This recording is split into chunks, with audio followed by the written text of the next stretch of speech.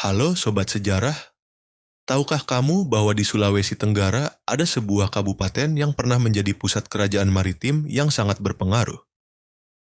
Inilah Kabupaten Buton, sebuah wilayah dengan jejak sejarah yang panjang dan kaya. Kabupaten Buton dulunya adalah bagian dari Kesultanan Buton, sebuah kerajaan Islam yang berdiri sejak abad ke-14. Awalnya kerajaan ini bernama Kerajaan Wolio dan dipimpin oleh raja-raja lokal.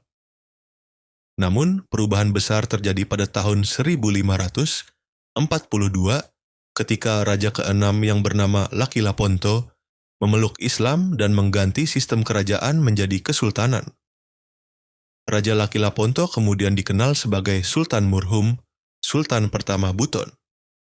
Sejak saat itu, Kesultanan Buton berkembang menjadi kekuatan besar di wilayah timur Indonesia. Bahkan, kesultanan ini memiliki konstitusi tertulis bernama Murtabat VII yang sudah ada jauh sebelum Indonesia merdeka. Buton juga dikenal sebagai kerajaan maritim yang aktif berdagang dengan berbagai wilayah, seperti Ternate, Makassar, bahkan hingga ke Maluku dan Filipina Selatan. Salah satu peninggalan bersejarah yang masih bisa dilihat hingga kini adalah Benteng Keraton Buton di Bau-Bau. Hebatnya, benteng ini tercatat sebagai benteng terluas di dunia versi Guinness World Records. Setelah Indonesia merdeka, wilayah Kesultanan Buton secara resmi menjadi bagian dari Republik Indonesia.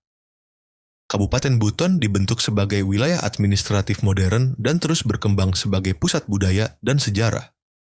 Kini, Kabupaten Buton bukan hanya dikenal karena sejarahnya yang megah, tapi juga karena keindahan alam dan kekayaan budayanya.